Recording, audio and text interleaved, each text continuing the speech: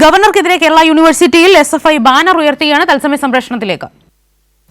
കേരള സർവകലാശാല registrar KS അനിൽകുമാറിനെ suspend ചെയ്ത നടപടിയിൽ വൻ പ്രതിഷേധമാണ് ഉയരുന്നത്. ഇപ്പോൾ ഗവർണർക്കെതിരെ കേരള യൂണിവേഴ്സിറ്റിയിൽ SFI ബാനർ ഉയർത്തി പ്രതിഷേധിക്കുന്നു. വൈസ് ചാൻസലർ ഡോക്ടർ മോഹൻ കുന്നുമ്മലാണ് KS അനിൽകുമാറിനെ സസ്പെൻഡ് ചെയ്തത്. ഗവർണർ വേദിയിലിരിക്കെ പരിപാടി റദ്ദാക്കിയെന്നും മതചിഹ്നം ഏതെന്ന് വ്യക്തമല്ലെന്നും സസ്പെൻഷൻ ഉത്തരവിൽ വിചിത്രവാദവുമായാണ് രംഗത്തെത്തിയത്. മാനസ മനോജ് ചേരുന്നുണ്ടെന്നാണ് മനസ്സിലാക്കുന്നത്. മാനസ, പ്രതിഷേധത്തിന് അയവില്ല. അല്പം മുമ്പ് SFIയും DYFIയും വൻ പ്രതിഷേധമാണ് സംഘടിപ്പിച്ചത്. ഇപ്പോൾ ബാനർ ഉയർത്തിയാണ് പ്രതിഷേധിക്കുന്നത്.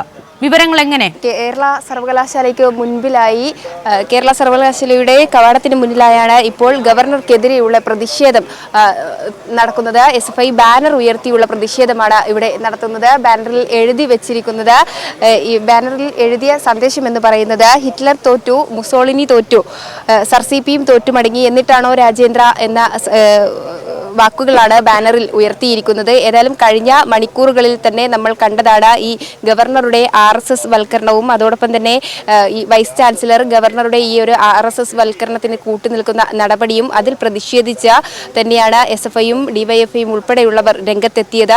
കഴിഞ്ഞ മണിക്കൂറിൽ രാജ്ഭവനിൽ മാർച്ചും നടത്തിയിരുന്നു. അതിന് പിന്നാലെയാണ് ഇപ്പോൾ കേരള സർവകലാശാല ആസ്ഥാനത്ത് തന്നെ ബാനർ ഉയർത്തിയുള്ള പ്രതിഷേധം നടത്തുന്നത്. SFI ജില്ലാ കമ്മിറ്റിയുടെ നേതൃത്വത്തിലാണ് ഇത്തരത്തിലുള്ള പ്രതിഷേധം ഇവിടെ നടക്കുന്നത്. ഇവിടെ പ്രവർത്തകരെത്തി ബാനർ ഉയർത്തുന്ന ദൃശ്യങ്ങളാണ് ഇപ്പോൾ കണ്ടുകൊണ്ടിരിക്കുന്നത്. ഇത്തരത്തിൽ പ്രതിഷേധവുമായി എത്തിയ പ്രവർത്തകർ പറയുന്നത് ഇക്കാര്യം മാത്രമാണ്.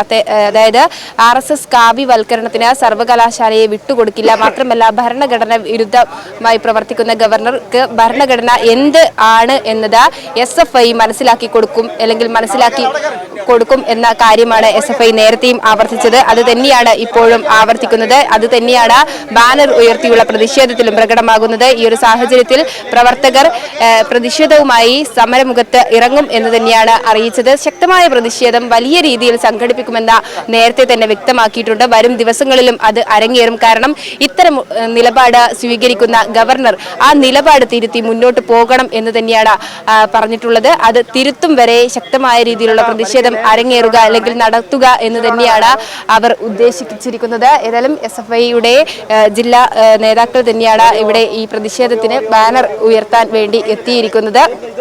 അല്പസമയത്തിനകം തന്നെ കവാടത്തിന് മുന്നിലായി ബാനർ എത്തും എന്ന് തന്നെയാണ്